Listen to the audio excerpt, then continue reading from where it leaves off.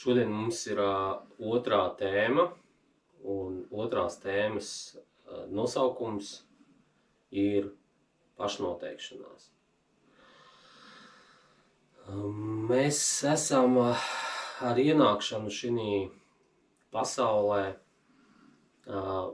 līdz šim esam saskārušies ar to, ka kāds cits mūsu vietā uzraksta un iedod mums dokumentu, un tajā dokumentā tiek norādīts mūsu vārds, mūsu uzvārds, status, dzimšanas vieta,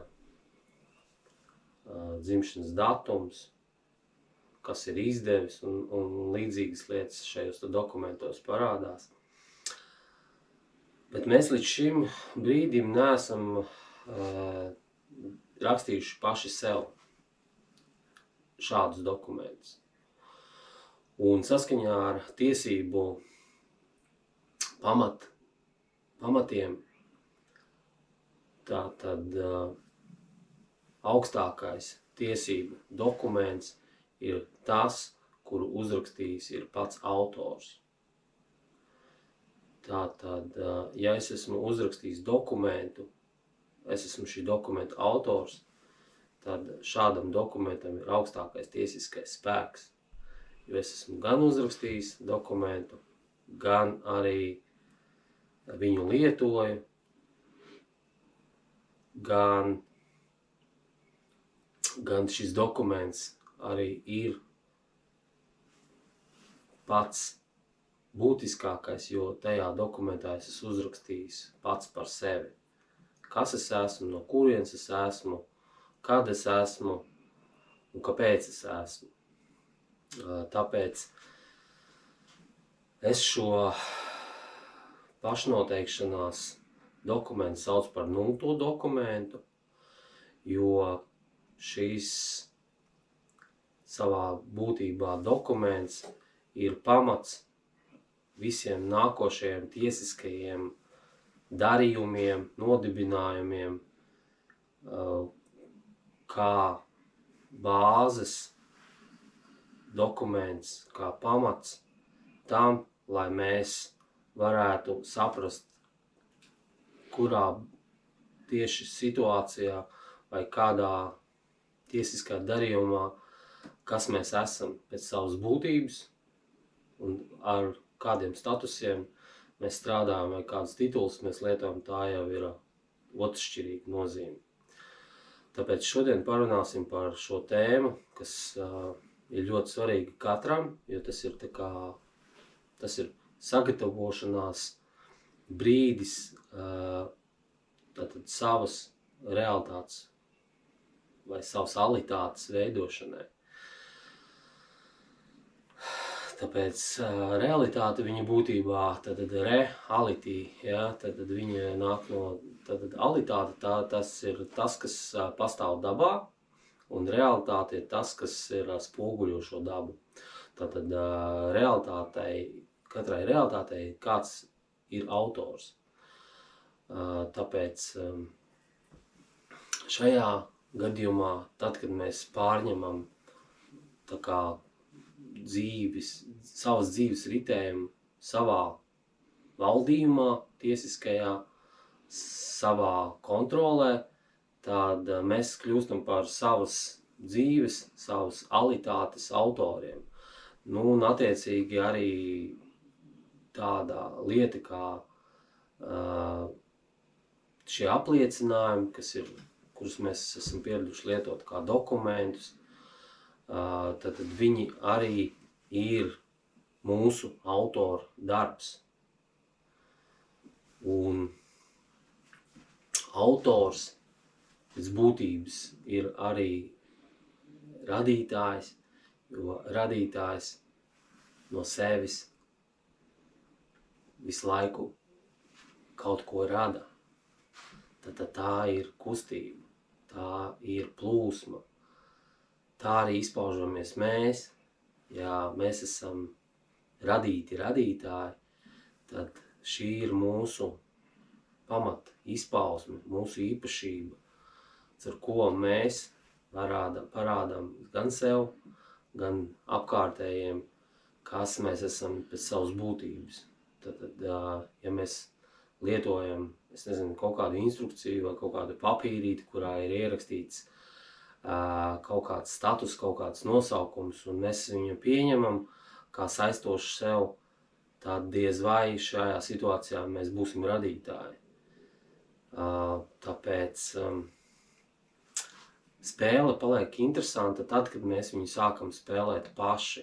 Nevis kā figūras, kurā mēs piedalāmies, un kāds mūs bīda vienā vai otrā virzienā, bet ka mēs paši sākam izvēlēties virzienu un veidu, kā spēlēt un ar kādiem instrumentiem strādāt šajā laukā.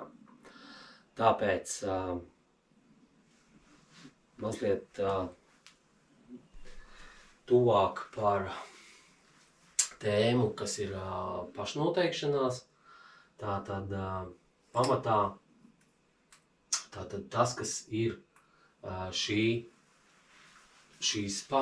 pašnoteikšanās pamatā, ir tas, ka mēs paši rakstam šo te dokumentu. Nosaukumam ir otršķirīga nozīme. Nosaukums var būt pašnoteikšanās vai pašidentifikācija. Man gan tas vārds pašidentifikācija nevisai patīk, tāpēc, kad viņš tāds ļoti sistēmisks skan, identifikācija, ācija, ja?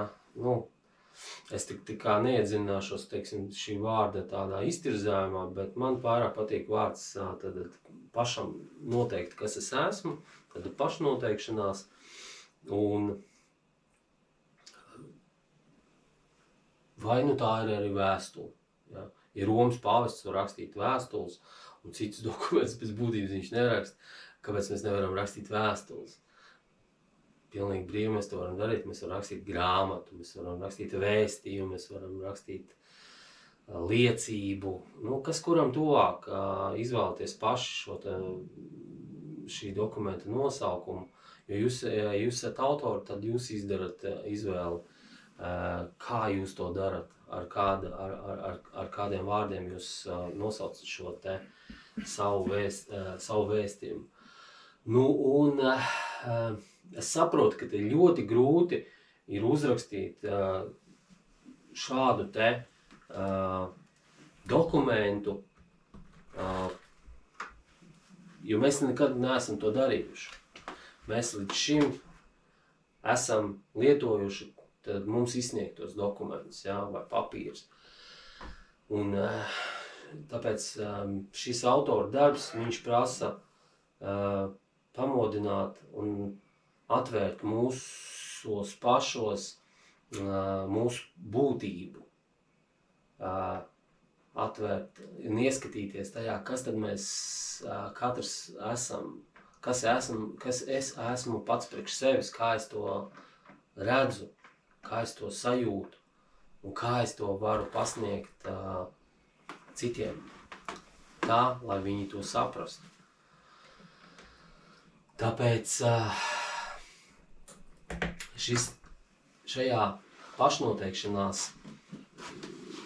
vēstulē, dokumentā, mēs rakstam tātad savu autoru vēstījumu par savu būtību, par dvēseli un par savu garu, par savu ķermeni. Ķermenis ir tas, kurā mēs esam klātesoši šajā te alitātē, īstenībā, uz zemes. Gars, tā ir enerģija, tā ir tāda ar mērķi veidojoša sevi virzoša enerģija. Tas, ko mēs saucam par garu. Un man ir svarīgi šo šīs manas būtības izpausmes primāri pašam saprast. Un saprast un nodot vai paskaidrot vai uzrakstīt citiem saprotamā veidā uz papīra vai pateikt to vārdos, tā, lai citi to saprastu. Jo mana būtība ir tas, kā man tas ir jāiemācās pasniegt priekš citiem. Jo, ja mēs būtu katrs savā pasaulē, dzīvotu fiziski katrs savā pasaulē, tad mums nevajadzētu ne dokumentus, ne mums būtu ar kādu jārunā, jāskaidro. Mēs vispār nerunātu, mēs vienkārši būtu. Bet šeit mēs esam tādā pasaulē, kur mēs visu laiku nemitīgi miedarbojamies viens ar otru, un mums ir jāiemācās gan saprast lietas, gan arī saprotamā veidā viņas pasniegt vienam otram. Un tāpēc arī dvēsele, gars ir tas, kas satur mūsu būtību, mūsu, ja skatāmies, tādā modernā valodā runājot, mūsu programmatūru, kas izpaužās dažādos mūsu esības, mūsu būtības izpausmēs. Tāpēc man ir iespējams ļoti sākumā diezgan nereāli un grūti salikt to un uzrakstīt uz papīra. Bet es esmu autors tam, un ja es esmu savā būtībā autors savai esībai šeit, tad tas ir ceļš uz to, kā es sevi atklāju. Sev un atklāju citiem. Tāpēc šis arī tā pašnoteikšanās vēstule, viņa ir tāds, pirmais tāds ļoti nopietns, svarīgs autora darbs, kas lielā mērā arī izmaina manu apziņu, manu pašapziņu, manu izpratni par sevi un apraksta to, kā es šajā pasaulē izpaužos, caur ko, kādā veidā un kāpēc. Un es to cenšos paskaidrot citiem, kas ir ļoti svarīgi. Tāpēc, ja mēs tālāk virzamies par šo tēmu, tad, ja es esmu autors savai būtībai, dvēselei, garam un ķermenim, tad man ieejot šajā te izdomājumu realitātē, ko mēs saucam par tiesību lauku, šeit es izpaužos ar to, kad es pasludinu savu gribu. Mana griba veido tiesības, kuras es izmantoju, kādas man ir, kāds man piemīt, un kādas es izmantoju tajā vai citā situācijā. Un tas, ka es to paziņoju, tātad tieši izpaustai gribai iestājās tiesiskais spēks tad, kad es to esmu paziņojis. Tāpēc ir ļoti svarīgi, ja es kaut ko gribu pateikt vai pasludināt, kad es esmu, vai man ir, vai es daru, tad man tas ir jāpaziņo. Saskaņā ar tiesību normām tas jāizdara ir publiski, publiskā veidā vai publiskā vietā. Mūsdienās tas var būt gan internets, gan avīzes sludinājums, gan vienkārši video ieraksts, kas ir nopublicēts kaut kur. Un tad tam iestājās tiesisks spēks. Esības vēstuli, sākot rakstīt, es to sāku darīt ar vārdiem es esmu. Mēs bieži varbūt esam dzirdējuši vai paši izmantojam, varbūt ne tik bieži, varbūt vajadzētu biežāk šos vārdus es esmu, kas es esmu. Tad es esmu. Es esmu mēs. Kāpēc es uzrakstīju es esmu mēs? Tāpēc, kad jau no iepriekšējā zīmējuma ir redzams, kad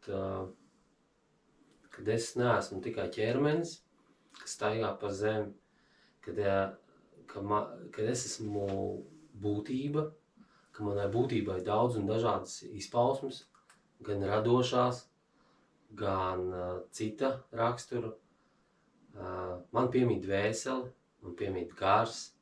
Tas ir tās izpausmes, ar kurām es esmu šeit.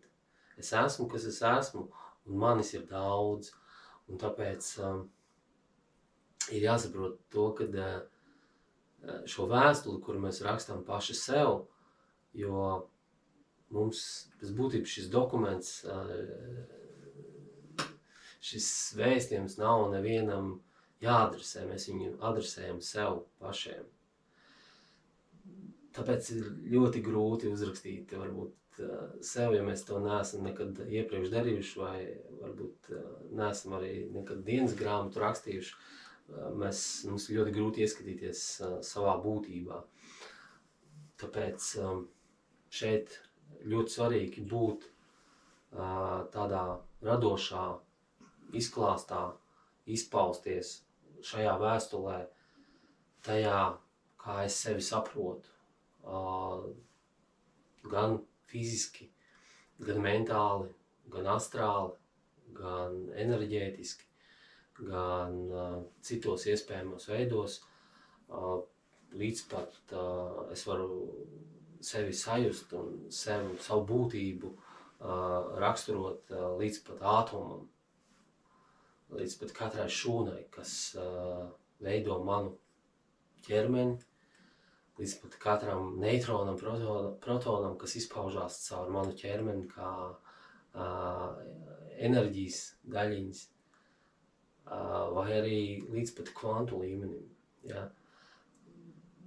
Mēs te esam, mūs neviens neierobežo. Mēs varam izpausties pilnīgi brīvi tā, kā mēs to jūtam, kā mēs to saprotam un kā mēs to gribam pasniegt primāri sev pašiem. Tāpēc manis ir daudz, un es esmu mēs, un tas nav nekas nepareizs. Es esmu vienā ķermenī, bet daudz dažādās izpausmēs. Es arī ikdienā ļoti bieži izmantojam katrs daudz un dažādas sociālās lomas, sociālās maskas, un mēs to darām automātiski, varbūt bieži neaizdomājoties. Tāpēc mums ir jāsāk sevi vērtēt un vērot un redzēt sevi caur šīm te mūsu dažādām radošajām izpausmēm. Jo mēs esam radītāji pēc savas būtības, ja mēs esam nonākuši līdz šai tēmai, kad mēs uzrakstam šo te autoru darbu par sevi. Es esmu, un nākošais, ko es rakstu savā vēstulē sev, tātad par savu ienākšanu šeit, šajā pasaulē, šajā matērijas telpā. Un tad šeit būtu ļoti svarīgi uzrakstīt to, kā es ienācu šeit. Te ir ļoti būtiski norādīt nevis tas, kad es vienkārši piedzimu, kaut gan to arī var rakstīt, es vienkārši piedzimu, es iedzīvinājos, vai es ienācu dzīva, dzimuša zēna vai dzimušas meitenes ķermenī, noteikti nevajadzētu rakstīt kaut kādus tādus kodētos vārdus, kas ir reinkarnācija, inkarnācija, inkarnējos, reinkarnējos. Tas viss ir saistīts vairāk ar kaut kādiem realitātes pasākumiem, bet ne īstenības pasākumiem. Un tāpēc mums ir ļoti svarīgi gan pamosties, gan arī pēc tam katram atsevišķi unikāli izpausties ar to, kā mēs sevi sajūtam un ka mēs nedzīvojam šo dzīvi tieši tā pēc kaut kāda scenārija, pēc kaut kāda plāna, kad mēs, ka mums viss ir saplānots, viss ir sarakstīts, viss ir salikts pa plauktiņiem. Nē, mēs sākam sevi pilnīgi savādāk gan sajust, gan pasniegt. Primāri jau sev un arī citiem. Tāpēc šeit būtu ļoti svarīgi rakstīt radoši, meklēt, piemeklēt tieši tādus varbūt vārdus, kurus mēs ikdienā neizmantojam. Tāpēc tas vārds iedzīvinājos, viņš patīk, tāpēc, ka pamatā ir dzīve. Kaut kas dzīvs ienācis dzīvā ķermenī. Ja, tā ir izpausme, kas ienākusi kaut kādā matērijas izpausmē. Tāpēc, bet pilnīgi brīvi var izmantot arī jebkādu citu vārdu, kas raksturo šo te procesu. Kad? Tātad šeit būtu ļoti svarīgi norādīt laiku. Tāpēc, kad tas nosaka mūsu vecumu savā ziņā. Ja mēs norādam laiku, tad laiku vajag rakstīt nevis ar cipariem, bet ar vārdiem. Tad šeit te vēstulē mēs neizmantojam vispār nekādus ciparus, viss tiek rakstīts tikai ar vārdiem. Un ja mēs izmantojam Gregora kalendāru laiku uzskaiti, tad mēs rakstam ar vārdiem tur 1900 vai 2000 tādā un tādā gada, tāda, teiksim, nevis tur aprīļa vai māja vai jūnija, bet pēc cik Gregora kalendārā ir 12 mēneši, tad mēs rakstam tur pieņemsim 3. vai 6. mēneša, tur 5. vai 21. dienā, ja, vārdiem.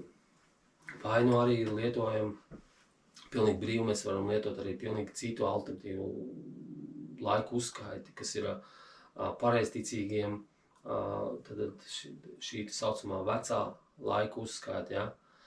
Vai tā ir šumēru laika uzskaita vai māja kalendāra laika uzskaita, tas mēs neesam ierobežoti šeit. Tas, kā mēs to gribam, kā mēs to saprotam, tā mēs arī to varam šeit uzrakstīt. Un tas nebūs ne nepareiz, ne pareiz, tas būs tas, kā mēs to saprotam. Un jā, ļoti svarīgi ir uzrakstīt arī, ļoti vēlams uzrakstīt ir precīzu laiku, tā mūsu iedzīvināšanās brīdim, šī dzīvi dzimušā zēna vai meitenes ķermenī. Tāpēc, kad dzimšanas apliecībā laiks nekur sistēmas dokumentos netiek fiksēts, vienkārši datums. Jā. Un, jo pilsonim nav laiks, kad viņš piedzimis, viņam vienkārši tajā dienā uzraksta dokumentu. Bet šeit ir ļoti svarīgi to, ka mēs arī šajā laika formātā arī ierakstam to stundu, minūti, varbūt pat sekundi. Ja mēs to zinām, mēs to varam noskaidrot, tad mēs to noteikti ierakstam šeit.